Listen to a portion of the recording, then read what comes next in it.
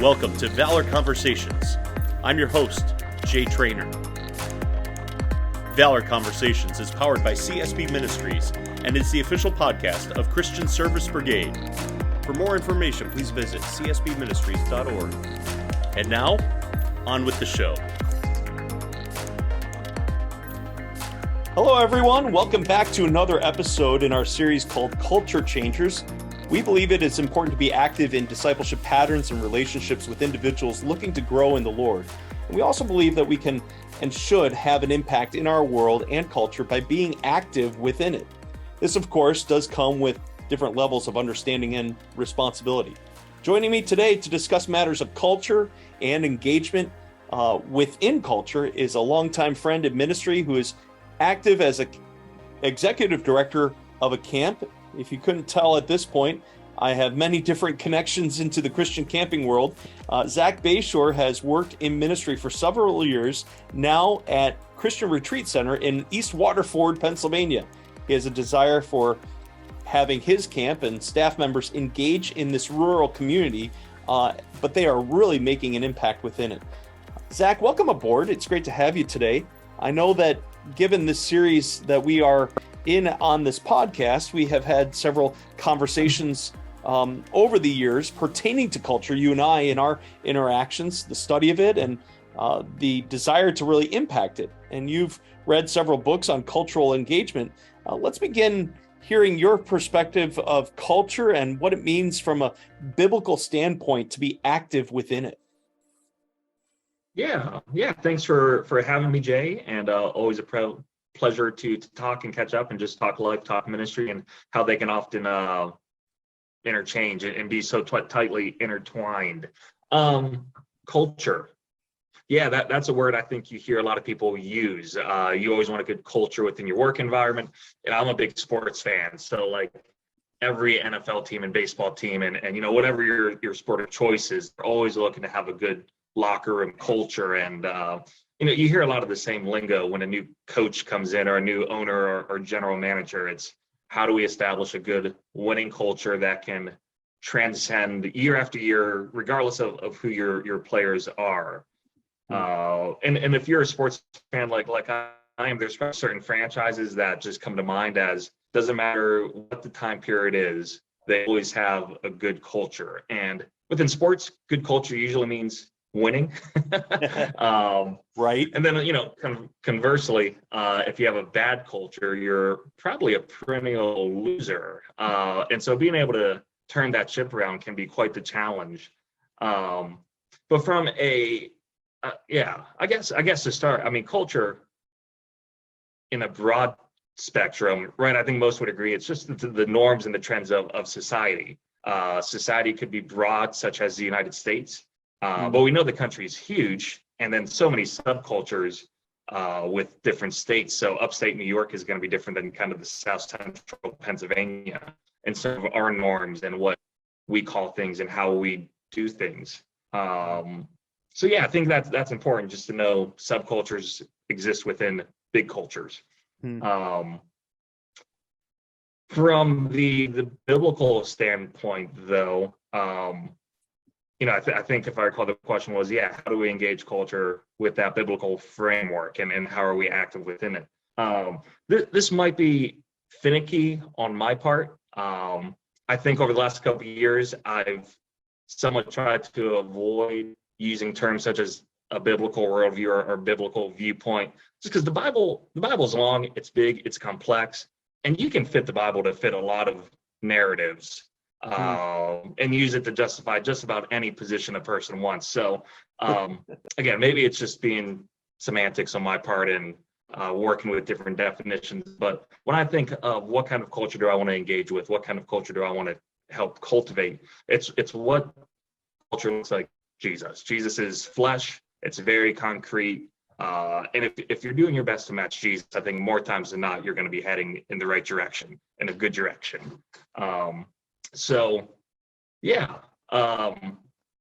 Culture is fluid. Culture changes with each generation. And so I think you always have to be engaged just to be able to know what the current culture is.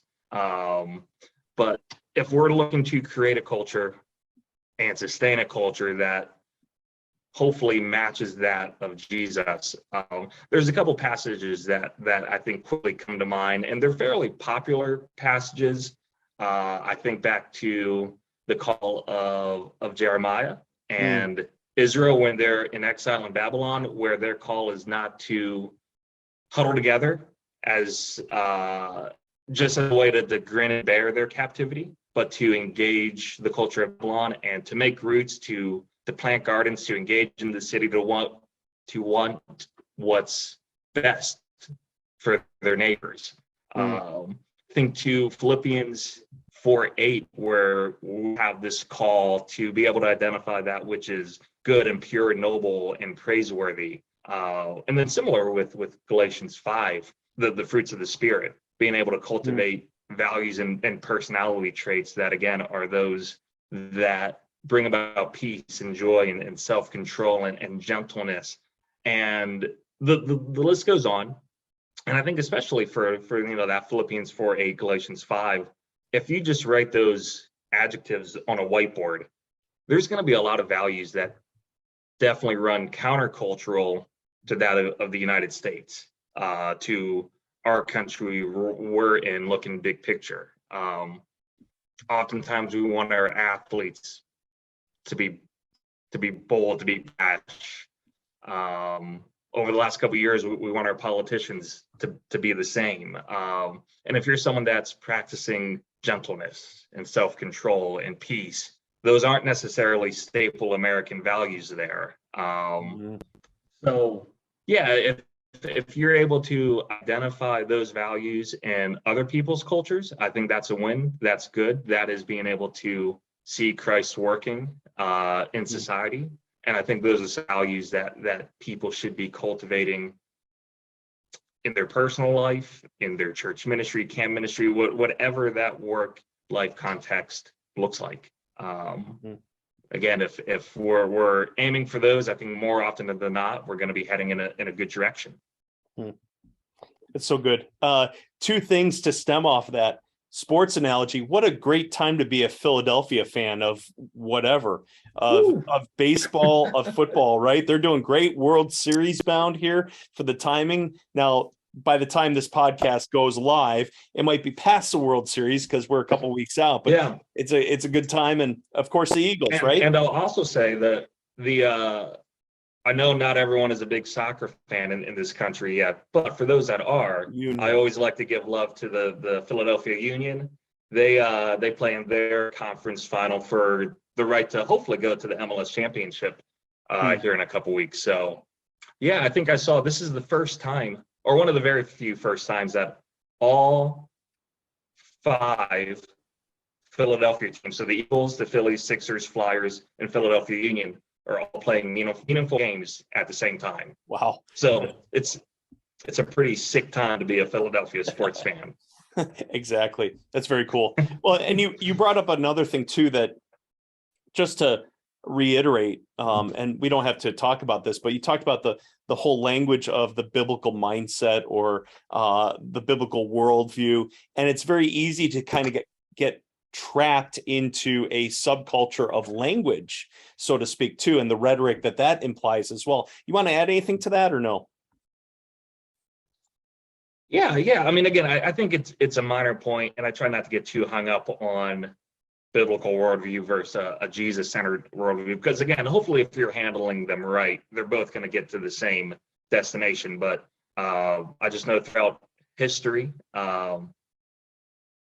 and mainly throughout history and current times, it's very easy to manipulate the Bible to fit, again, your personal narrative. But it's a little harder to do that with the person and image of Jesus, who is concrete, and you have cool examples of what he did and how he acted with his culture, with his society.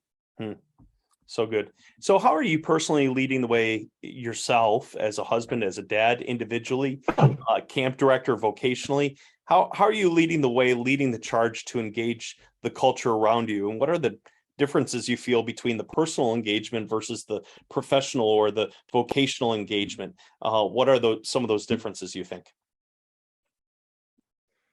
Yeah. A husband dad, I just wrap that up in just the overall family dynamics. And it's one that my wife and I, we've never actually used the word or the language of what do we want the culture of our family to be like. But we've definitely had comparable conversations, especially now. I have a daughter that is 3.5 and a son that just turned 1. So we're in the early stages of raising a family and just trying to figure out what do we want our family habits to be? What do we want to establish now so that as our children grow and our family grows, hopefully these habits become easier to sustain 5-10 years down the road when our children start having their own life. So yeah, we don't necessarily have anything concrete yet. I mean, parenthood is a very fluid thing, and just constantly adapting. But yeah, I know, one of the things, a couple examples, culturally speaking, my wife and I, we try to practice the art of generosity, from the financial end. And we try to model that to our children. And just really, hopefully we can instill that joy of giving, that we don't have to hoard, that there is more than enough to go around for our family, for our friends, and for other ministries that we choose to support. Another one is, I think, again, instilling the importance of church, of actually attending and being physically present with a community of believers. And my wife and I have talked a lot about, especially our son who's 1, and the last year, I mean, there's a lot of times where my wife not be fully present for this sermon. The baby's being fussy, and then you start feeling the internal pressures of, do I leave the sermon? Am I distracting other people? Do I go sit back? Do I leave, go into the foyer? And it's just the overall belief that even though one of us might not be fully engaged for the full hour time together, that it's still good to put our bodies through the physical practice of getting up, meeting with other people, and trusting that even though we're not getting the full sermon, the full interaction with other peers and friends, that kind of just absorbing through osmosis, so to speak, that something good is going to connect. And yeah, the overall belief that our involvement with church, we want to be able to contribute to our local body. We don't want to just show up and consume from. So my wife and I, we both volunteer in various capacities, and as our children grow, we hope to be able to bring them along and have them help when age appropriate, and to see that, yeah, we're looking to contribute to the overall body and the overall community, not just want to show up and hear a good message, feel encouraged, and then leave. There's enough of that in a consumeristic society that, again, we're looking to contribute and use our skill sets, use our talents, use our giftings to hopefully better the kingdom of God here in Juniata County, East Waterford. Awesome. I'd like you to discuss and talk about some of your backstory with CRC, with Christian Retreat Center down in East Waterford. How did you come to work on staff and have exposure to the camp in the first place? Yeah. I would say I have a long history, and maybe long history and time frames. I mean, those become pretty subjective the older a person gets on learning. But I grew up coming to CRC in summer camp for the summer camp. I did that for like 4 summers, kind of upper elementary school into middle school. And yeah, I don't necessarily remember all the activities we did. I don't remember what all the Bible lessons were. But the thing that I tell people, and I tell my current counseling staff, is that I remember all of my camp counselors, and I remember how they made me feel. And those were always positive interactions and positive feelings. A couple years later, after my summer camp time came to an end, I returned to CRC on summer staff as a counselor. And I believe I did that for 7 summers throughout high school and college. And that time was was transformational and foundational in who I am today. And just the people I got to serve with, the people I got to interact, and yeah, it was good, very good. And one of my favorite things now about my role is being able to try to facilitate and provide similar experiences for my counselors that I had back in the day.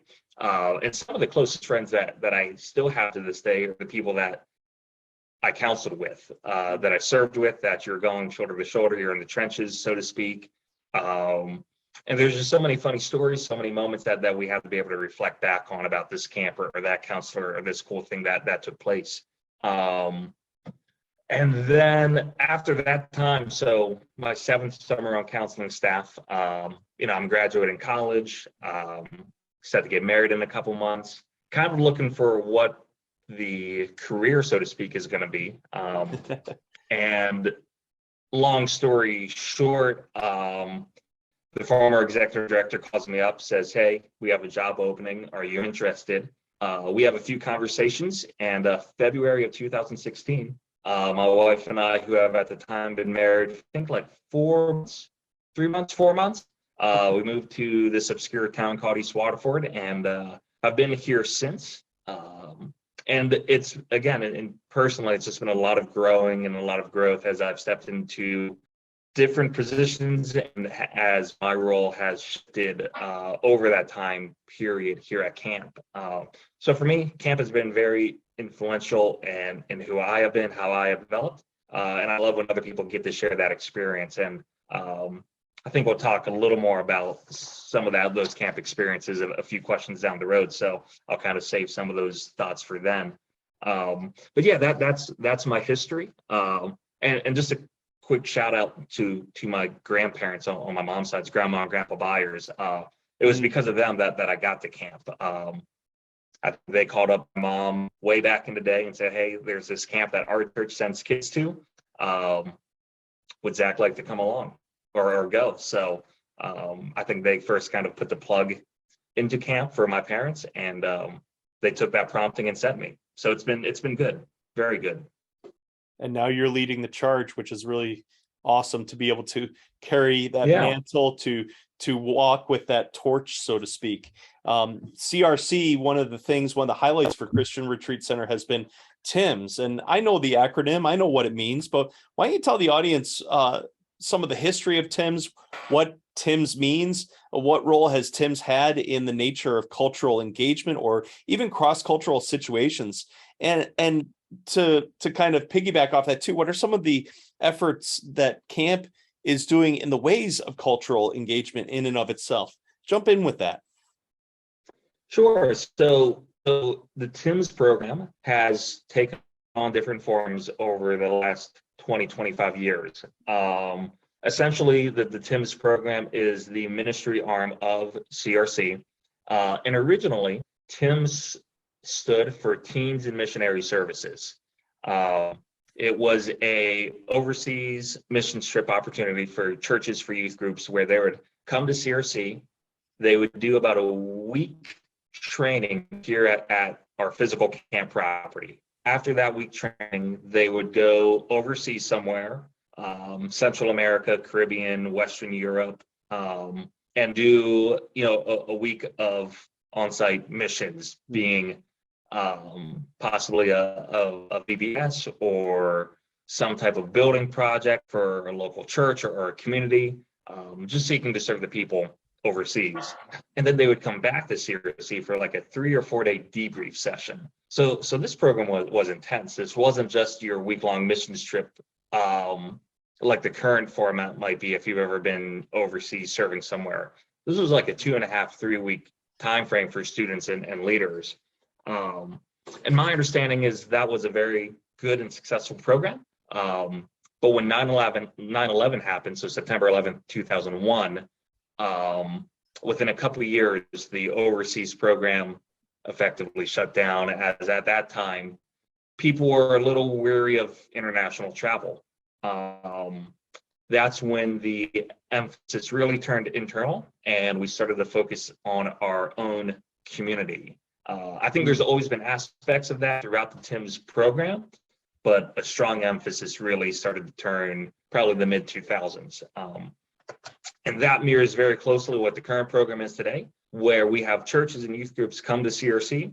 We send them out into the community of Juniata County to serve our neighbors, to serve those that are in physical need, but don't necessarily have the physical strength to do the work. So elderly people or people that don't have financial means to buy the materials. And oftentimes it's a combination of both. They're elderly and low income.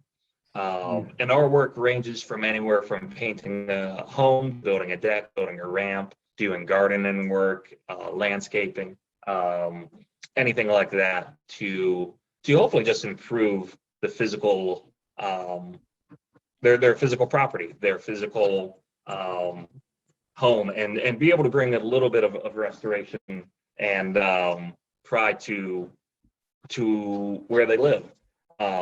So currently the TIMS program now stands for Together in Mission Services. And part of that goal has been that, speaking of for that cultural engagement part, has been trying to get more businesses involved, and trying to hopefully start having more adult groups come in as well. So currently it's very youth oriented, but trying to have groups come in all year around, because the need is big, the need is great. And sometimes I'll get a request from a homeowner that simply can't wait 7 months until July comes for the program to start. So this has been a very good and tangible way for us to serve our community, and so that we're not just looking for people to come retreat and camp at CRC, but we're looking for ways to make a tangible impact. And one of the coolest things I think about the TIMS program is the relational aspect, that we are with our homeowners, we are learning their names, we're learning backstories, and we're learning about how they got into their various circumstances that we did. Because I think sometimes it's too easy to drive up and down a town or a community and to cast judgment on a person when their front yard is a mess or their house looks so trashy. And like, yeah, sometimes that is just poor decision making. Sometimes though, it's also life has just genuinely dealt people a bad hand, and no matter how hard they try, they can never catch a break. And depending what is going on internally, the exterior of their home and what their yard looks like is the last thing on their mind. So for us to be able to come in, bring a little pride, a little dignity to where they live, and to, again, take the time to learn the person's name, to use their name, and to learn their backstory, I think gives so much to our homeowners. So they're always thankful for the physical work that gets done, but when I'm able to talk to the homeowners throughout the year, the relational aspect always comes up long before the new deck or the paint job or the garden bed that was planted and embedded. So yeah, it's definitely a unique opportunity to be involved in the community and to truly meet the needs of a community that does tend to be on the poorer side, that does tend to lack educational opportunities, income opportunities. We're kind of on the very north portion of like Appalachia. You know, Appalachia we kind of think runs through West Virginia, Kentucky, parts of Tennessee.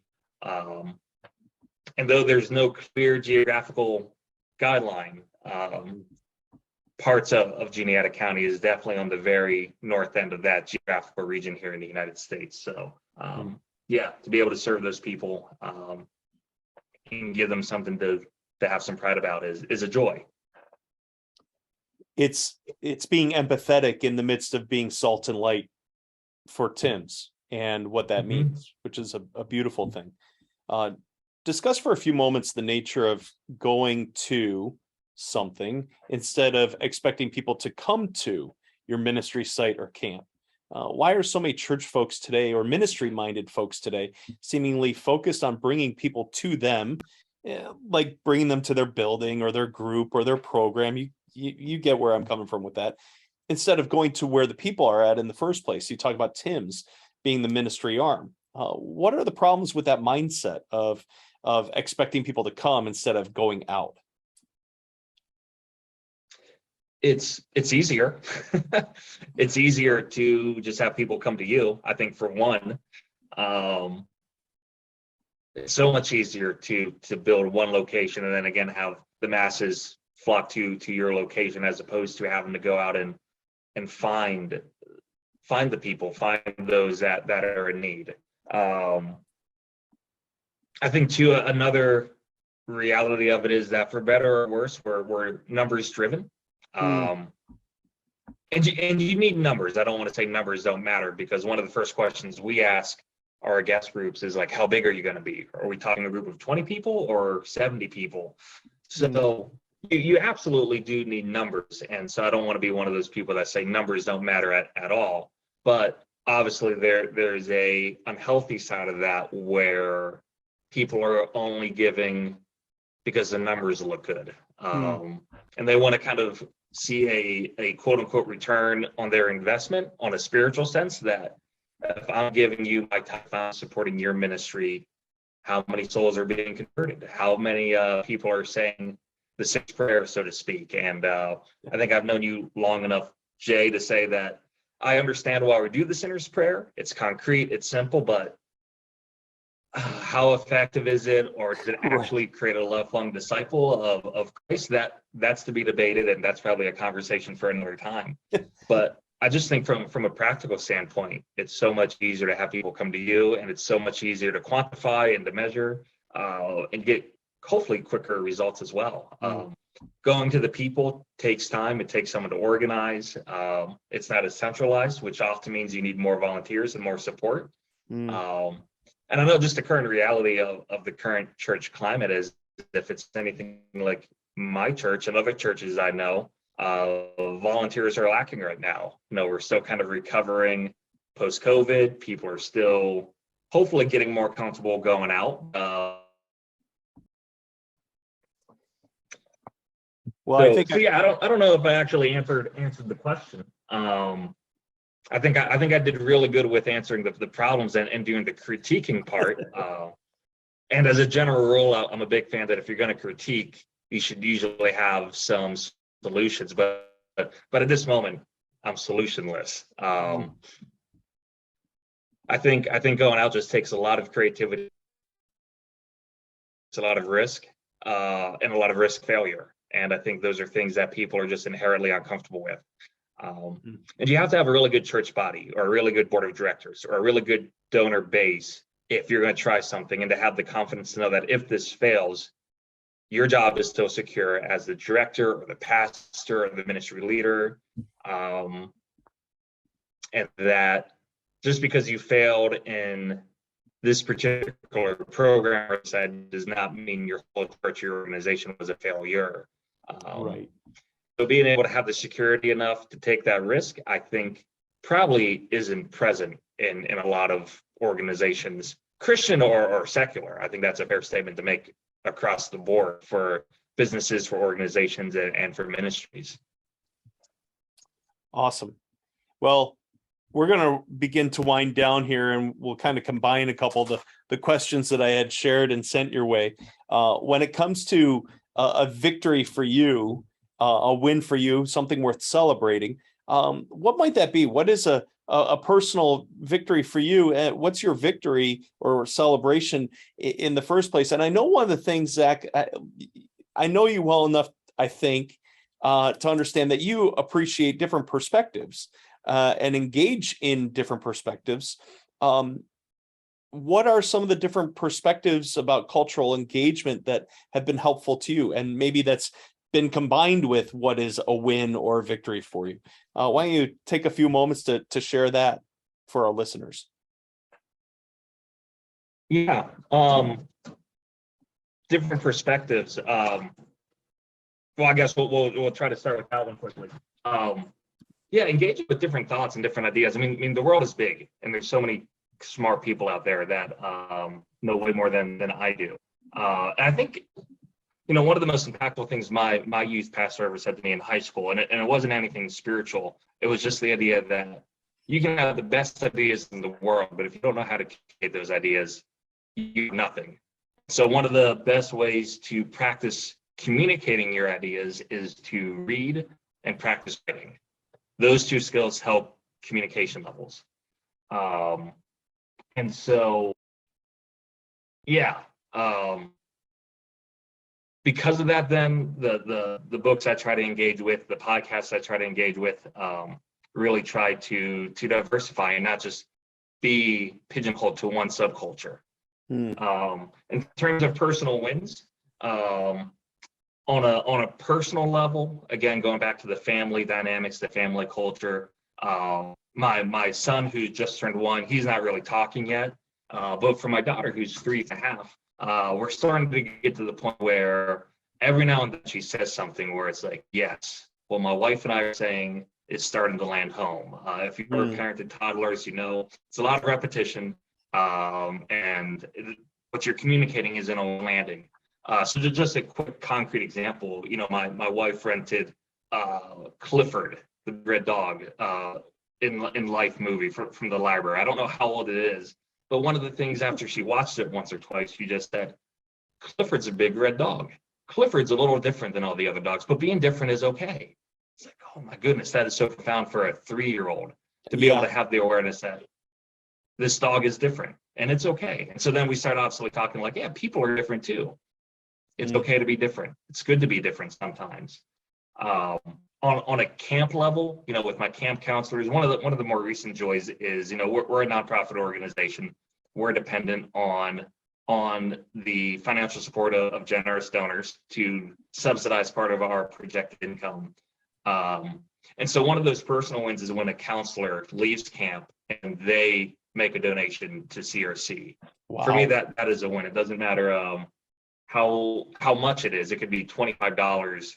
But for me, that says that their camp experience has impacted them enough to give one of the most valuable resources we have, which is our financial income, and that they believe enough in the ministry to give that resource away.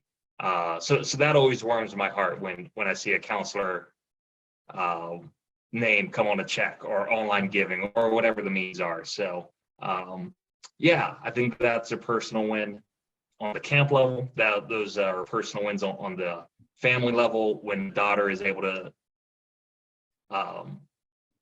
just say something of profound that matches what we've been trying to teach time and time again. And perspectives, yeah. Engage with different thoughts. The kingdom of God is big. Kingdom of God is diverse. And I think there's a lot in church history that just shows God is big enough to handle our questions and our thoughts, and to be humble enough to admit your tradition might be wrong, which is scary. But it's part of the joy of learning and part of the joy of cultivating culture is not being afraid to ask questions, not being afraid to say what you've done in the past might not be working, and then figure out a better way to do it, and to find people farther along the journey than what you are, and to just have good mentors, good friends, and people to come on the journey with you of life, of leading a ministry, of doing your best to raise little humans who have their own mind, and hopefully doing it in a way that, as imperfectly as it might be, starts to look like Jesus and really hit on some of those values that we mentioned earlier in this conversation, of that which is noble and pure and portrays peace and gentleness and self-control and love. And there's other values in some of those passages that get listed, but in a nutshell, I think those are some of those thoughts there. Awesome. Well, as we wrap up our time officially, any final words of wisdom? The floor is yours. If there's anything you feel like we overlooked or didn't cover with regard to this topic, go for it. Yeah, no, I mean, culture, there's a whole lot of people way smarter than I am that could say way more intelligent things than what I have blurted out. But yeah, I guess just the final encouragement to those that may listen is to engage culture and create culture. I think one of the great takeaways from Andy Crouch's one book, Culture Making, is just this idea that it's very difficult to turn culture, to turn ship. It's much easier to create something new. And so I think back to peak COVID when that was all going down, and Jim, I can't think of his last name, the guy that plays Jim in The Office. He kind of did that YouTube channel, Some Good News. Yes. And that made such a buzz because now we have a news channel that is celebrating success and joy and victory, where a lot of the mainstream media tends to be more negative and maybe not the most uplifting coverage. And I think that resonated with people so much because he wasn't trying to change CNN or not trying to change Fox News. He was just creating his own news network, Some Good News. And I think that's what we need to do, that we can't bemoan the realities of our culture. We can't just hibernate and isolate, but I think part of the call of following Christ and being in this kingdom is creating new, restoring that which is lost, and identifying that which is good. Awesome. Well, Zach, it's always great to connect with you and have conversations like this. I appreciate the continued friendship and the ministry connection, and thank you for your time. And I look forward to connecting with you again in the near future. This has been great. Yeah, absolutely. Thank you, Jay. Thanks for tuning into Valor Conversations with your host, Jay Trainer. Valor Conversations is powered by CSB Ministries and is the official podcast of Christian Service Brigade. For more information, please visit csbministries.org. And in the meantime, stay tuned for more Valor Conversations coming your way soon.